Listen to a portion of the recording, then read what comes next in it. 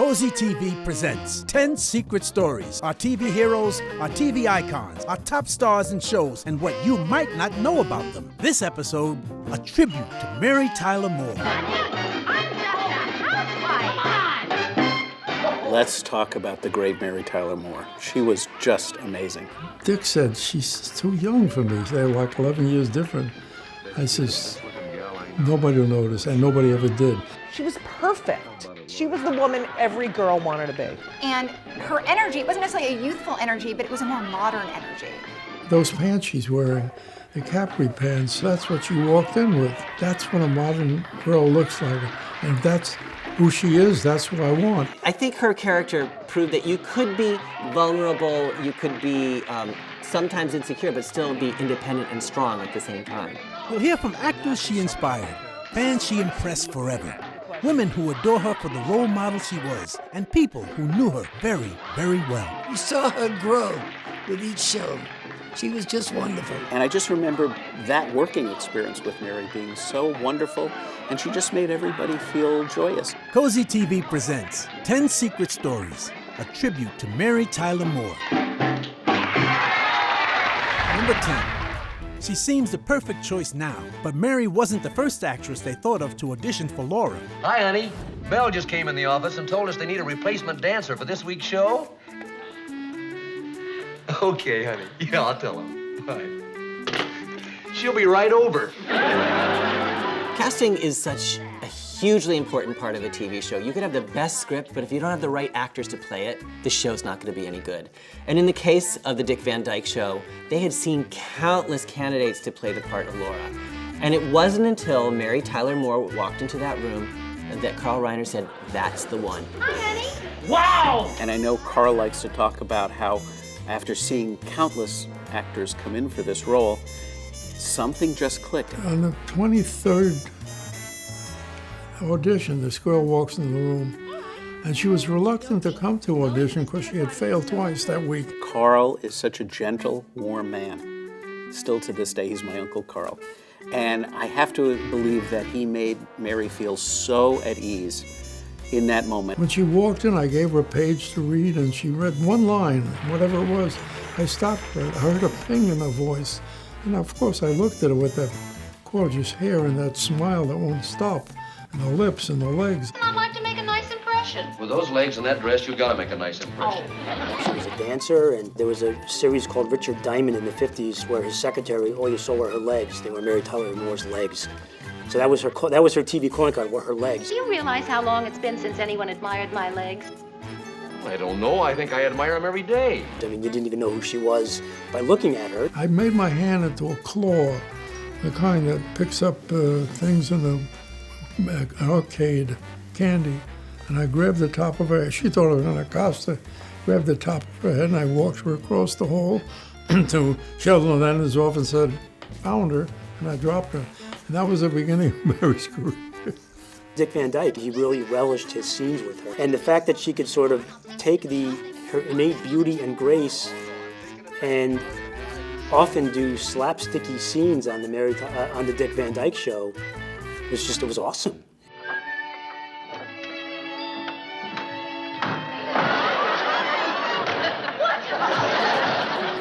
And she could hold a candle to anybody as far as physical comedy.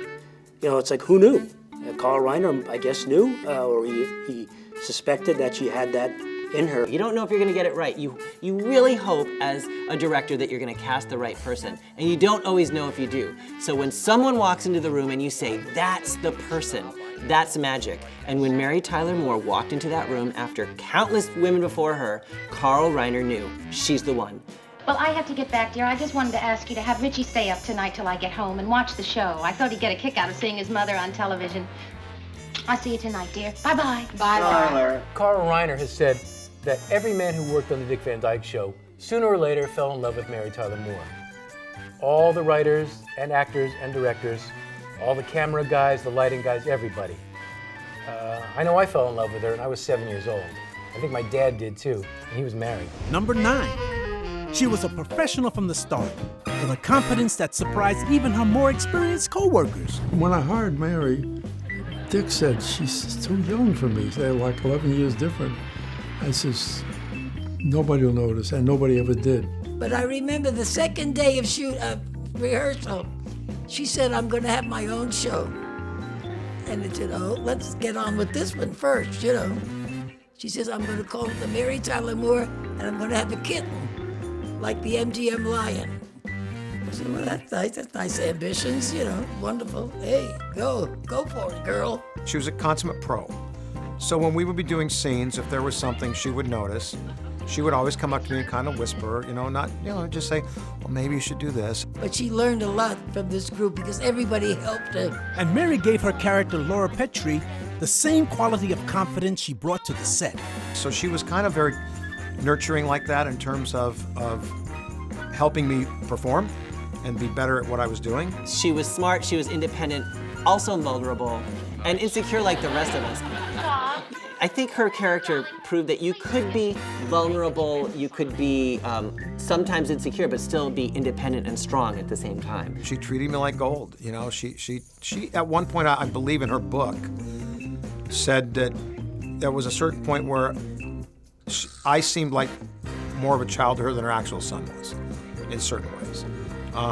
And so she was just, again, professional, helpful, and then just like that, almost like an aunt, like that, like really close aunt that you had that you could always go talk to and ask questions. She was wonderful. You saw her grow with each show.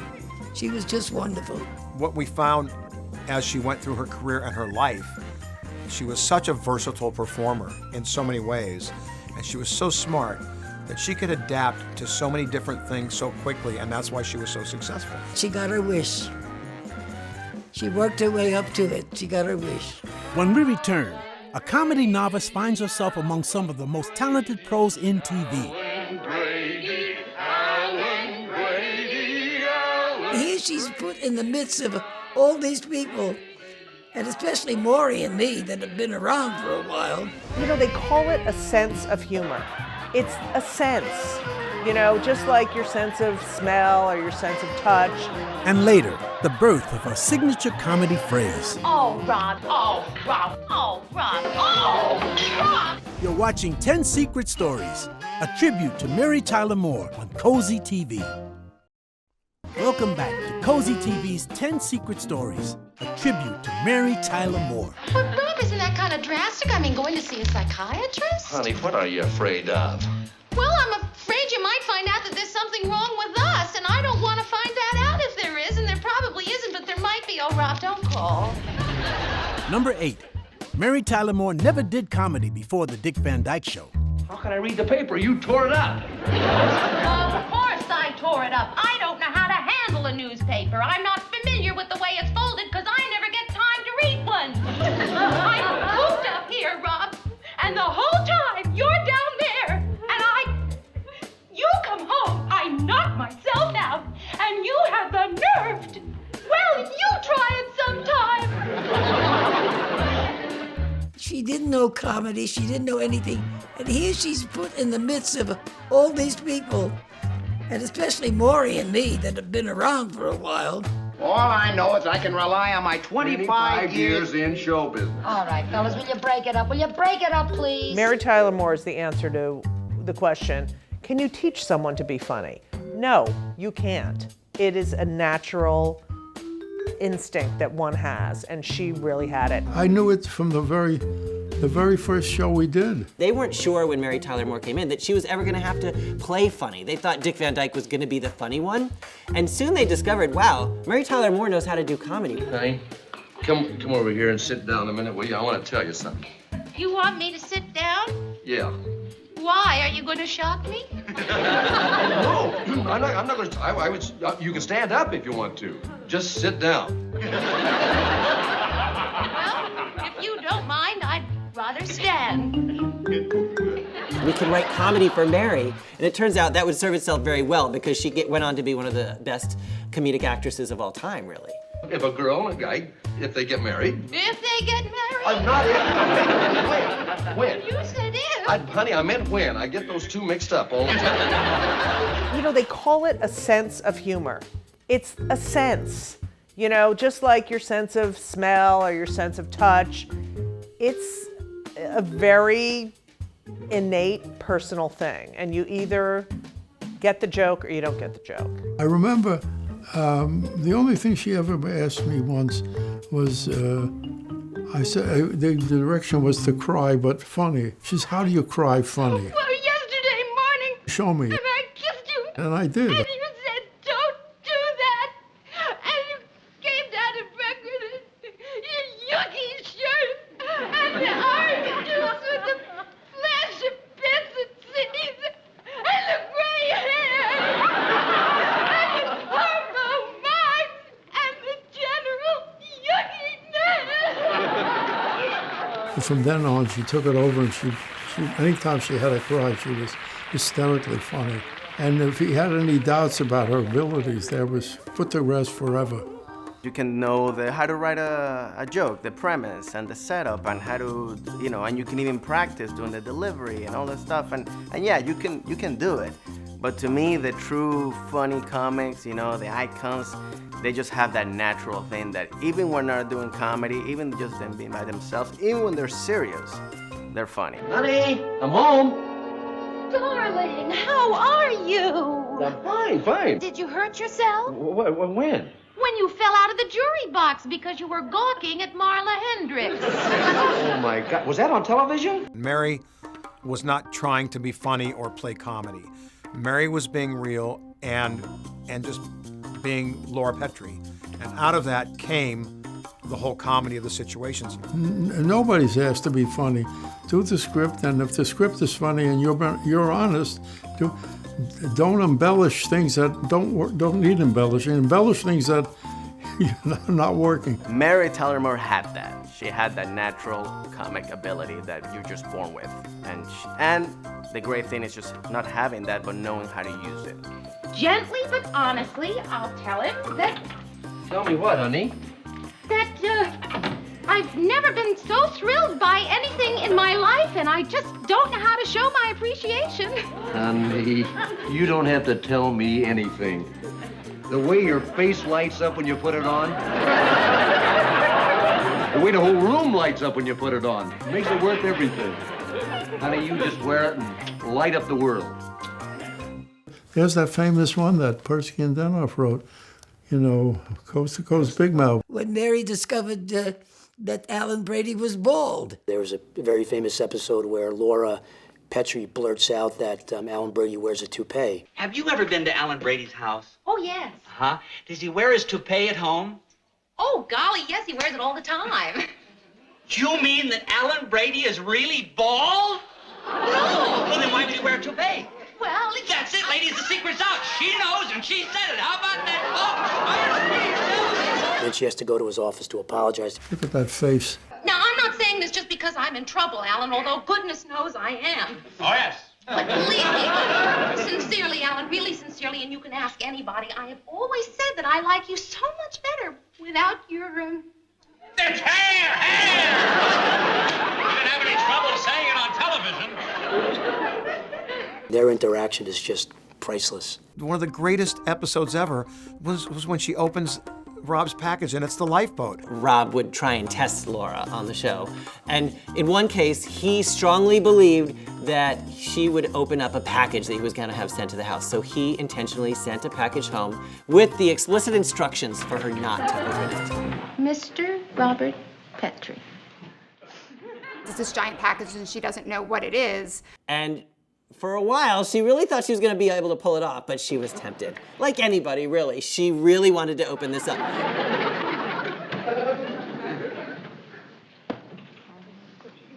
I remember watching it film, and I was just cracking up because she was just amazing in it.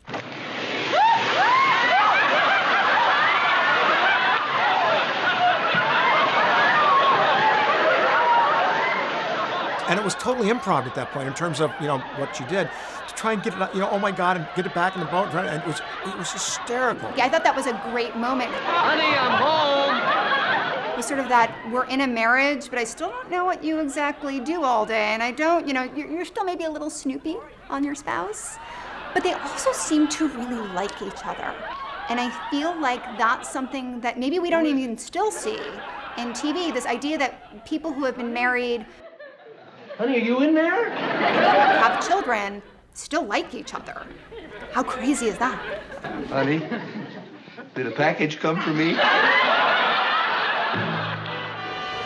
Coming up, 2 words that worked no matter how she said them. Oh, Rob. And later on, they were pretending for the camera, but the affection between Mary and Dick was real. Sometimes I'm glad I married you. What about the other time? I suffered. When we return to 10 Secret Stories, a tribute to Mary Tyler Moore, here on COZI TV. Welcome back to COZI TV's 10 Secret Stories, a tribute to Mary Tyler Moore. Rob, that's got to be Laura, or Santa Claus has got the wildest legs I ever saw. Funny feeling in my wallet, that's Laura Oh, behind will there. you stop with the jokes and help me? Oh, boy, what a haul. Oh, just what I always wanted, a beautiful wife. Number 7. Mary Tyler Moore found comedy gold when she perfected Oh, Rob. Oh, Rob. Oh, Rob. Oh, Rob. Oh, Rob. Oh, Rob. Oh, Rob. Oh, Rob.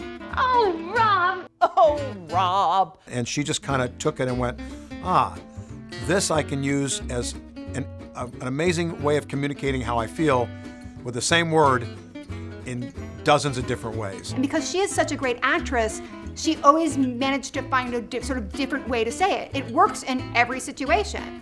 Oh, Rob. You know, she might be in the middle of a scene and it wasn't there, and she would just turn and go like, oh, Rob, you know, just because it fit perfectly. Oh, Rob. Oh, Rob. That was her.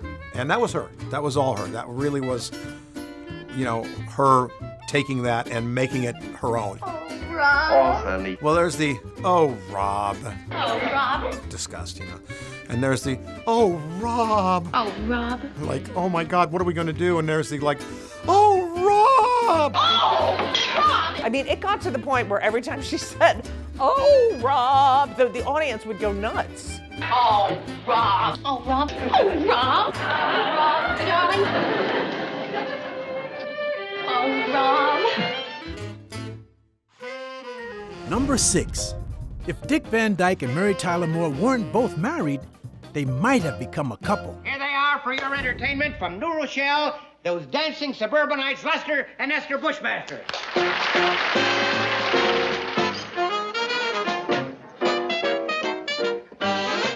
If you don't trust me like you should, That's no good. If you won't take my best advice, I'm not nice. If you don't say you think that I'm okay, that isn't any way to be. what we need is good old harmony. They made a beautiful couple. They really did. Rob and Laura were myself and Estelle. We just had, you know, normal disagreements, and we always came together. And most of the time, the wife was right, you know. You're not sure Buddy paid you back, and you're embarrassed at the prospect of asking him for the money, right? Not right. First of all, I was not shouting. I'm speaking at this particular level, and that is not my shouting level. For your future information, this is the level that I reach when I am shouting. Yes, dear. Good. Buddy didn't pay you back, did he? I don't know if you know this, but they really loved each other. And if neither had been married, they might have become a couple. Well, everybody thought they were real. Everybody thought they were actually married. It was one of the greatest couples to be on television because they liked one another. In fact, they loved one another. Because when Mary Tyler Moore and Dick Van Dyke met, there was instant chemistry. And when they were on the set of that show, people really believed that they were married. Gee, you know, it's a shame we're busy tomorrow night. I'd really love to see him again. You won? Well, if you really want to go, we can go. Oh, I don't know, darling. It might be uncomfortable for you. Why would it be uncomfortable for me? I'm not going to be uncomfortable, honey. I know you love me. So beautiful to watch. She knew what he was going to do, and he knew what she was going to do. It was just one of those things that God put together. It was just right. You mean it? Well, sure. I mean, he's anxious to see you. And you're anxious to see him, aren't you? You sure you won't get insanely jealous and sit in a corner and mumble? Oh, come on, honey. You know darn well I'm not a mumbler. I want to go to a party, so I have to go to a party. I'll stay. When they would appear in public separately in real life, people thought that was weird because they really thought of Dick Van Dyke and Mary Tyler Moore, the actor and actress, as a real-life couple in real life. They were a great family. When you do a sitcom, and you're obviously familiar with so many sitcoms, you build a rapport within the community. The cast gets together, they're really living together. You're spending usually more time with your actors and writers and directors than you are with your own family, because the hours are long. Because we had driven 5 hours in bumper-to-bumper traffic. Yeah, just think, I could be home now having a good time complaining about having no place to go. Rob and I'll work things out. Look, why don't you girls go and have dinner? Oh, and take it with you. And the camaraderie is so essential to how that comes across on film. Dick Van Dyke and Mary Tyler Moore obviously had great chemistry with each other. They admit they wanted to act on it. They never did. They were both married, but you felt that and you saw that on the screen. When I got to a certain age, I was looked at things a little differently. When I started to, understand that, I'm like, oh man. They were like made for each other. They really were. I think each of them knew what the other one was going to say and do, and it all came out between them. By the way, their simpatico with each other was real. The first time they kissed. I don't worry enough. You worry too much. Together we worry just about right. It was so funny. He was so worried. He had a cold sore, and there was a kiss at the end. Darling, I'm a woman. He kissed her. She never got the cold sore.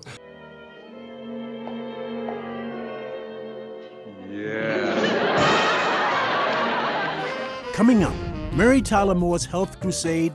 Every day, living with diabetes is a day closer to the serious complications from this disease. Her passion for animals' rights and how she never let her own health issues cloud anyone else's day. Honey, I want to bother you to find out what's upsetting you, and I'm not going to let up till you tell me. When we return to 10 Secret Stories, a tribute to Mary Tyler Moore, here on COZI TV. Welcome back to COZI TV's 10 Secret Stories, a tribute to Mary Tyler Moore.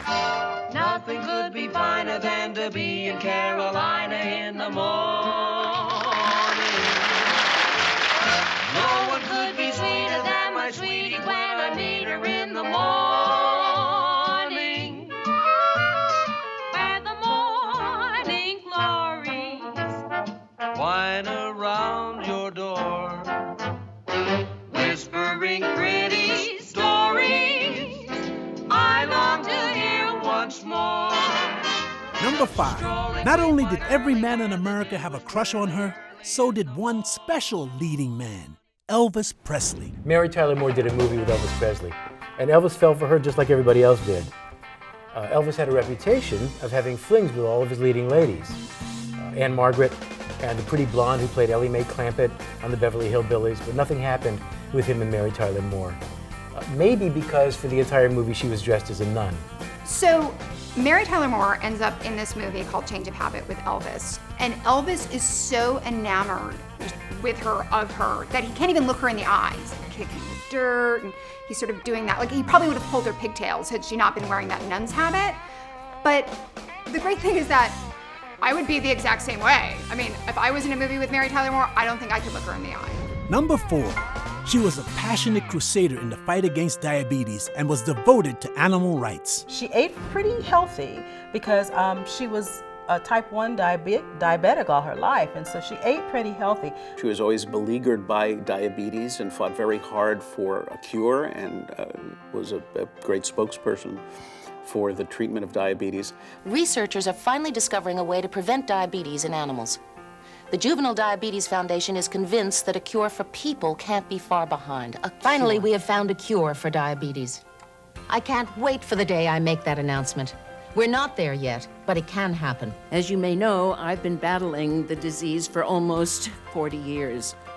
That is every minute of every day. But most of all, hope looks like these children and me. Mary was very dedicated to animals and was passionate about that. till the end of her life. There's a famous story about some red-tailed hawks that built a nest above the window of her building on Fifth Avenue. Very posh building, very beautiful building. And a lot of the neighbors were incensed that these hawks were leaving rat sushi on the walkways and on the awnings. But these were beautiful birds, and bird watchers would gather across in Central Park with telescopes and cameras, and she was a staunch defender of these red-tailed hawks' rights. The hawk was called Pale Male, and she got a lot of press for defending their rights. And when the building tried to evict the hawks and took down the nest rather unceremoniously, Mary got out there and stood up for the rights, and the nest was brought back. When we come back, the compliment she paid to a fellow actor and the impact it had on his life. And then my real mother walked up, and Mary turned to my mom and said, "You should be really proud of this man, because he has really become a wonderful, wonderful being and a great man, and I know I'm proud of him." And that is something that I'll carry literally to my grave, that meant the world to me at that time. And the fashion trend she started because she wanted to wear her own clothes. When we return to 10 Secret Stories, a tribute to Mary Tyler Moore, here on COZI TV. Welcome back to COZI TV's 10 Secret Stories, a tribute to Mary Tyler Moore. Number 3. Despite battling fatigue from diabetes, she tried all her life to be sunny and cheerful. Maybe I'll give you a surprise party right now. Surprise!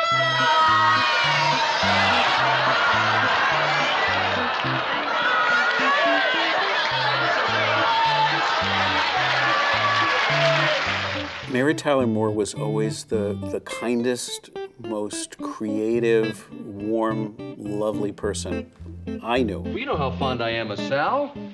I don't know, sitting in an office all day together, working, you kind of lose your awareness of people as people. I can tell you right now what color Buddy's eyes are. Well, that doesn't hurt Buddy, but forgetting that Sally is a girl has hurt her very much. Yeah. Boy, when you're right, you're right. I mean, I was very small when I first met her, maybe 7, 8 years old. But she was always smiling and funny, and, you know, working in television can be stressful. You never saw that from her, or frankly from anybody on the Dick Van Dyke Show. Well, come on, I'll walk you home. Hey, would you? Yeah. Gee, Rob, will I see you tomorrow? I certainly hope so. Good night, honey. Good night, Sal. Good night, pal. I was a little more closely involved in a special that was done in 1969 called Dick Van Dyke and the Other Woman that hasn't really been aired since then, but it's the special that convinced CBS to give Mary her own series. And I had a little bit part as a walk-on. I played a little boy in a song number called Life is Like a Situation Comedy. And I was the little boy who always wanted Dad to help him with his homework, but he was always too busy to do that. And I just remember that working experience with Mary being so wonderful, and she just made everybody feel joyous. You do become like a family. Hey, hi! Hi, Jer. Laura, how are you, Jer? Well, I wouldn't Hi, son. Especially back then, you know, we used to shoot 32 episodes a year, 31 episodes a year. It's not like now where they shoot 10, 12, maybe 20 if they're lucky. So there's a lot of time in between. We were together a lot, you know, literally from, you know, July until May. We truly were a family out on the set. And there was no ego battles on the set. When we go into the commissary for dinner, practically everybody stood up. Everybody was so thrilled about it, you know. Oh, how was the show this week? How was the show this week? You know.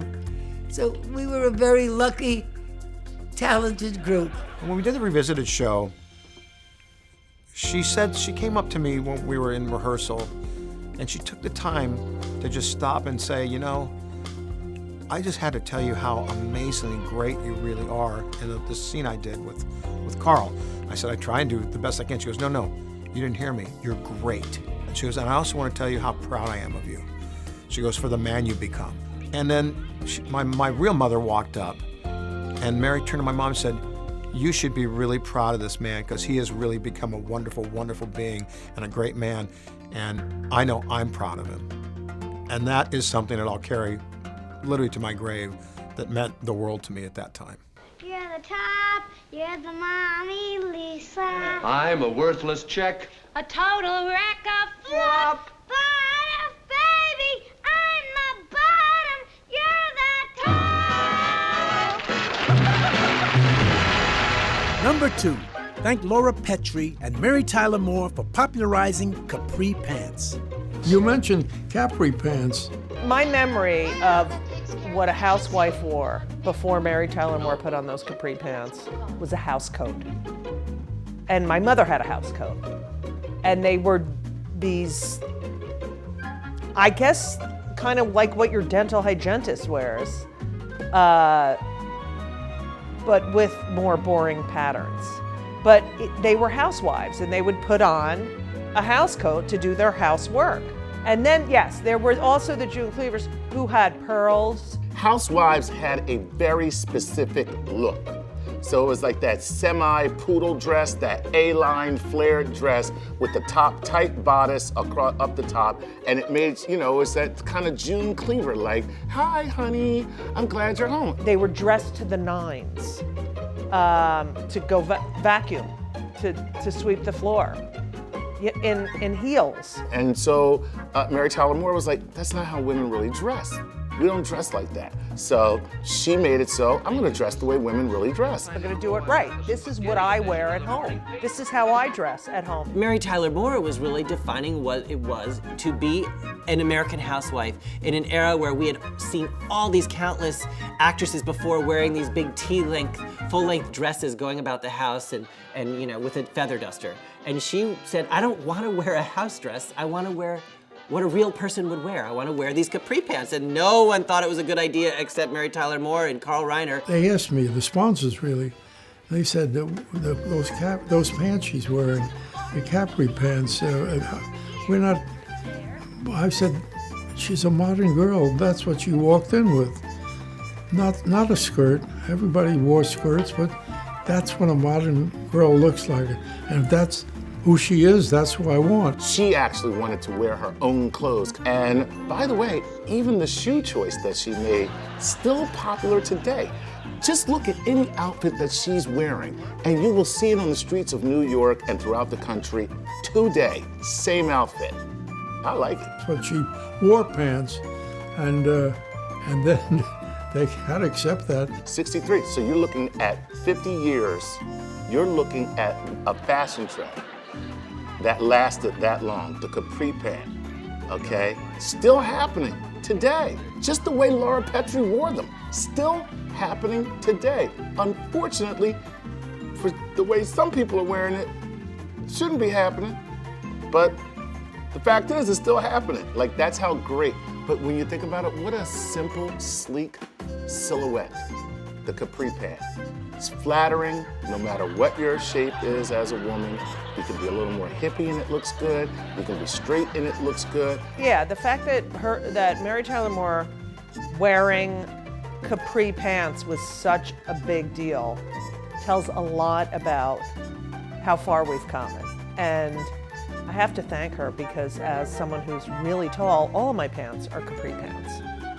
By the way, I really hate to say this on the air right now, but there's a scene where Laura Petrie, many scenes, where she is hugging her husband, and I have to admit, I was like, wow, she's got a nice butt.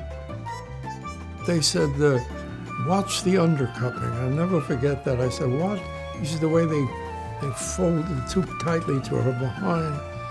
And I said, I'll watch her undercupping. I said, the audience will watch her undercupping, and you watch her undercupping and enjoy it. When we return, how Mary Tyler Moore's sitcom career mirrored the battles women were waging to be independent and individual.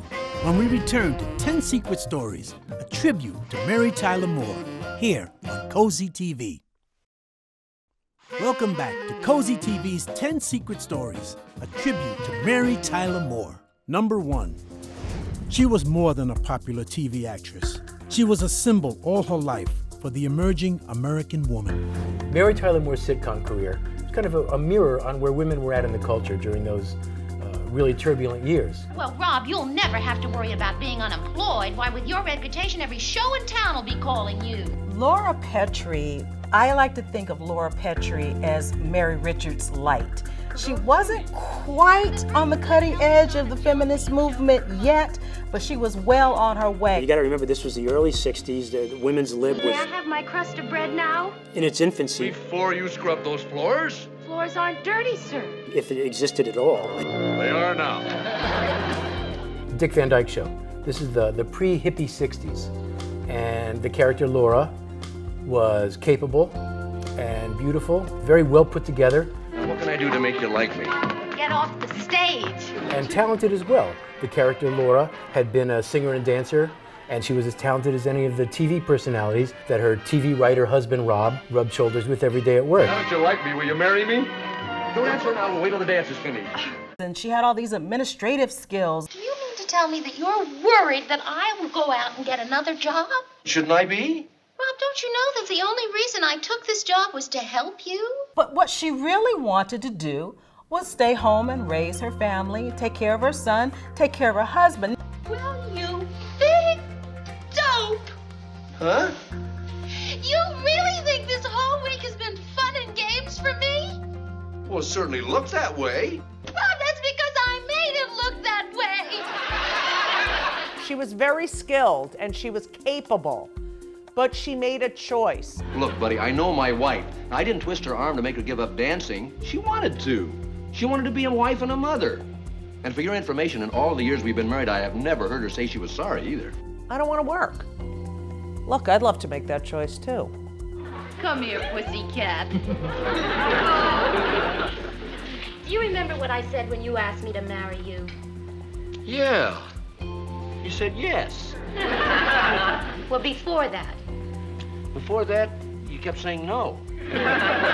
In between those two. In between. Yeah.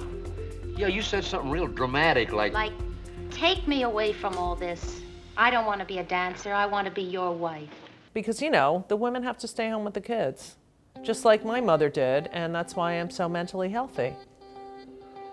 In the Dick Van Dyke Show, she made the choice to be the mother, but then again, she was a modern-day mother. She wasn't this, like, you know, barefoot and pregnant girl running around the house all the time. Carl Reiner, to him, she was probably the most, he said she could do anything. And as much as Dick Van Dyke, and maybe even more so as far as the humor was concerned. She was certainly a loyal wife, Oh, isn't that wonderful? Aren't you proud of me? but she also had a point of view and a personality. Rob, what is it? Is it because I made a joke that happened to be funny? Boy, are you way off. And I think that was inspiring to women in that aspect, to know that they just didn't have to sit there and be submissive people to whatever goes on in life, which was very typical at that time of our history. And when things went wrong, she broke down crying. Why shouldn't I cry? I have a perfectly honest and good reason to cry, and I'm gonna cry. Oh, Rob! As she looked to her husband, her man, to make things okay. So she might have, you know, cried to her husband, but she wasn't also afraid to share her opinions with him and stand up to him. And be defiant sometimes. Rob, I must say you're being very something, and I object to your tone. Just a few years later, Mary Tyler Moore Show. Mary Richards has no husband to make things okay. She's a career girl. Women's movement had just caught fire. Yes, she was playing the single woman, career woman. She was strong, but she was beautiful about it, and she didn't offend people. She was a single career woman who was successful, outspoken, smart. Okay, her parties were boring, but her best friend was a Jew from New York. I mean, it was the perfect show. I have to tell you that being a Jewish girl in New Jersey, watching this single career woman in Minneapolis with her best friend Rhoda, it was the first time, I think, that people like me were represented on television. I mean, of course, we're the best friend. We could never be the main character, but you know, it was the first time that I saw a loud Jewish woman with her parents coming to visit, the overbearing Jewish mother. I mean, I felt represented. She was going to get what she wanted to do and who she wanted to be and be that person and still be a great person to everybody else around her and contribute to whatever was going on in the office at the time during that show. And I think that was a huge, huge boost for a lot of women all over our country. And Mary Richards often did not take the advice of Lou Grant, her surrogate father figure. And often his advice turned out to be wrong. For the first time in TV, the man was not right all the time. And notably, when things went wrong for Mary Richards, she didn't break down crying. There was no, "Oh, Rob." Mary Richards stepped up. "I did it and I'll deal with it." And that was where women were headed. You could see that it was a process. It wasn't like it came naturally.